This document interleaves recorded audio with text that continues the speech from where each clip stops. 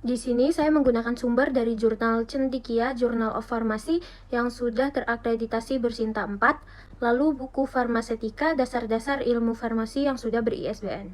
Suspensi adalah sediaan yang mengandung bahan obat padat dalam bentuk halus dan tidak larut terdispersi dalam cairan pembawa. Zat yang terdispersi tidak boleh cepat mengendap, harus halus dan apabila dikocok, perlahan-lahan endapan harus segera didispersi kembali. Kekentalan suspensi tidak boleh terlalu tinggi agar sediaan mudah dikocok dan dituang. Sediaan suspensi lebih disukai daripada sediaan padat karena mudah ditelan, mudah diberikan pada anak-anak dan lanjut usia yang kesulitan dalam menelan. Suspensi mempunyai bioavailabilitas yang lebih baik dan absorpsinya lebih cepat daripada sediaan padat. Suspensi merupakan sediaan obat yang memiliki kestabilan kimia yang baik. Durasi dan onset obat dapat dikontrol. Kemudian perluasan permukaan partikel obat yang bersentuhan dengan saluran cerna membuatnya lebih mudah diabsorpsi. Lalu sediaan suspensi ini dapat diberikan dalam dosis yang sesuai. Bisa dosis yang lebih besar atau lebih kecil untuk anak-anak. Kekurangan dari sediaan suspensi yang pertama, sedimentasi dapat terjadi sehingga terjadi ketidakseragaman bobot dan dosis obat. Yang kedua, apabila terbentuk caking akan sulit didistribusikan dengan sempurna, menyebabkan homogenitasnya terganggu. Yang ketiga, apabila viskositasnya terlalu tinggi, menyebabkan sediaan obat sukar dituang. Yang keempat, sedimentasi dapat menyebabkan ketepatan dosis yang rendah dalam suspensi. Yang kelima, ada kemungkinan perubahan dalam sistem disperse jika proses dan lingkungan penyimpanan obat tidak tepat. Yang keenam, untuk memastikan dosis yang diinginkan tepat, suspensi harus dikocok terlebih dahulu. Sumber yang digunakan adalah buku Farmakologi Kedokteran Gigi Praktis yang sudah ber-ISBN.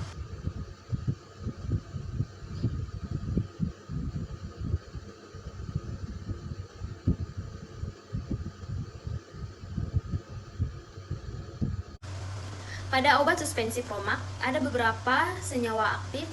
Satu diantaranya yaitu merupakan antasida yang dapat bereaksi menetralkan asam lambung atau asam klorida karena antasida sendiri bersifat basa. Contoh antasida atau kandungan antasida terdiri dari magnesium hidroksida, sodium bikarbonat, kalsium karbonat, dan juga aluminium hidroksida. Kita ambil contoh magnesium hidroksida, di mana magnesium hidroksida tersebut dapat bereaksi dengan asam klorida, membentuk air dan juga garam. Ion OH dari magnesium hidroksida bergabung dengan ion hidrogen dari asam klorida, membentuk air dan juga garam. Magnesium klorida yang atau disebut juga MgCl2. Magnesium klorida atau MgCl2 merupakan garam yang terbentuk dari basa lemah, yaitu magnesium hidroksida atau MgOH2 dan asam kuat HCl atau asam klorida. Dengan demikian, pH lambung akan menjadi naik atau netral. Demikianlah struktur antasida dapat memberikan efek farmakologi bagi tubuh. Saya mengambil materinya dari PubMed. Antasida merupakan kelompok obat yang telah beredar di pasaran selama bertahun-tahun. Awalnya merupakan pertahanan terhadap penyakit luka lambung. Namun penemuan penghambat pompa proton berevolusi pengobatan penyakit luka lambung. Penggunaan antasida dibatasi hanya untuk peredaran penyakit reflux gastroesofagus ringan atau GERD intermiten yang berhubungan dengan sakit MA. Antasida adalah obat yang memerlukan resep. Dengan kata lain, obat ini diresepkan sendiri. Antasida merupakan kombinasi berbagai senyawa dengan berbagai garam kalsium, magnesium, dan aluminium sebagai bahan aktifnya. Antasida bekerja dengan menetralkan asam di lambung dan menghemat pepsin yang merupakan enzim proteolitik. Mekanisme aksi antasida mengurangi asam yang mencapai diurenum dengan menetralkan asam yang ada di lambung. Tujuan terapi utama adalah mengurangi rasa sakit, menghilangkan pilorospasme, menghindari pencernaan dan korosi oleh asam. Mekanisme garam dalam menyerapkan asam berbeda-beda. dan secat garam memiliki mekanisme yang berbeda-beda dengan tujuan akhir menetralkan asam. Formulasi aluminium hidroksida dan air menghasilkan netralisasi asam di lambung. Ia juga diketahui menghambat aktivitas pepsin. Aluminium hidroksida juga berguna pada hiperfosfatemia karena kemampuannya mengikat fosfat di saluran pencernaan. Lalu pada magnesium sulfat, pistol kecil tidak berwarna yang digunakan sebagai antikonvulsan, katarsis dan mengisi elektrolit dalam pengobatan preeklamsia dan eklamasi. Ini menyebabkan penghambatan langsung potensial aksi pada sel otot myometrium. Eksitasi dan kontraksi tidak digabungkan sehingga menurunkan frekuensi dan kekuatan kontraksi. Di sini saya mengambil sumber dari buku The Foaming Theory and Industrial Application. Di dalam obat suspensi Promac mengandung beberapa senyawa aktif diantaranya yaitu simetikon. Di dalam sumber yang saya dapatkan, di mana dikatakan bahwa simetikon ini telah digunakan di dalam bidang farmasi untuk memerangi gangguan pencernaan atau untuk meningkatkan pemeriksaan saluran pencernaan. Lalu juga dikatakan bahwa simetikon ini sudah berulang kali menunjukkan efektivitas sebagai antibusa terhadap busa perut. Simetikon ini memperoleh posisinya karena kelembaman kimianya dan perilaku fisiologisnya yang netral. Jadi kesimpulannya salah satu efek pada obat Promac ini adalah untuk mengurangi kembung dan mengurangi ketidaknyamanan akibat adanya kelebihan gas di dalam saluran pencernaan. Nah, disitulah zat aktif simetikon ini bekerja. Untuk materi saya mengambil dari buku yang berjudul Obat-obat Penting, di mana buku ini telah ber-ISBN. Di dalam buku ini dikatakan bahwa hidrotalsik adalah magnesium alhidroksi karbonat dengan daya netralisasi pesat, tetapi agak lama, di mana pH-nya tidak meningkat di atas 5. Zat ini juga bekerja sebagai antipepsin dan juga dapat mengikat dan juga menginaktivasi empedu yang mengalir naik ke dalam lambung akibat dari reflux. Setelah kembali di suasana basah dari usus, garam empedu ini akan dibebaskan kembali. Untuk materi yang selanjutnya, saya juga mengambil dari buku yang berjudul Teknologi Sediaan Farmasi, di mana buku ini juga telah ber-ISBN. Selanjutnya, magnesium hidroksida, di mana di atas terdapat struktur dari magnesium hidroksida dengan rumus kimia NgOH2, di mana pada magnesium hidroksida ini terdapat gugus OH, di mana ini akan memberikan efek basa pada magnesium hidroksida, di mana kegunaan dari magnesium hidroksida ini sebagai antasida. Kemudian magnesium hidroksida ini dapat dikombinasikan dengan aluminium hidroksida, di mana efek dari aluminium hidroksida ini sebagai sembelit, maka akan dikombinasikan dengan magnesium hidroksida yang bersifat laksativa, di mana pada saat penggunaan bersama antara magnesium hidroksida dan juga aluminium hidroksida akan memberikan suatu aksi yang cepat yang mana dapat mencapai netralisasi dalam beberapa menit dan mana akan memberikan efek yang lebih lama. Di sini saya mengambil sumber dari jurnal yang berjudul Kalsinasi dan Freeze Drying Hidrotalsid untuk meningkatkan kapasitas penetralan asam.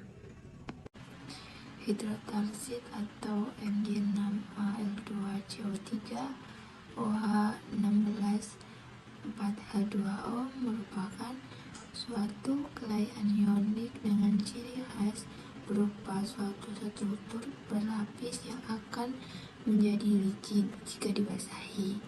Jadi, hidrotalsid ini merupakan tambahan pada obat tersebut atau obat itu sendiri agar pada saat dikonsumsi obat tersebut agar licin.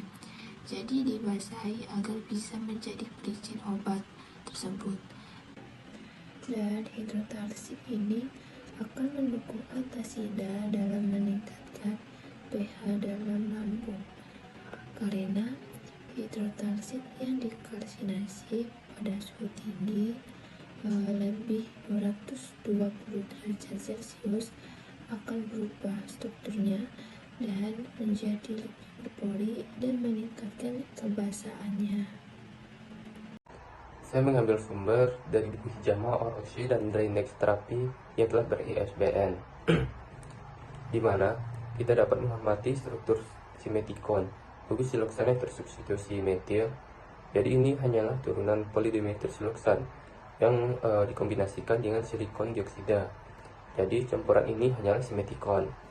Nah, dan pada umumnya polisiloksan jenis ini memiliki struktur resin dan juga dapat menyerap serta bertindak sebagai zat anti pembentukan.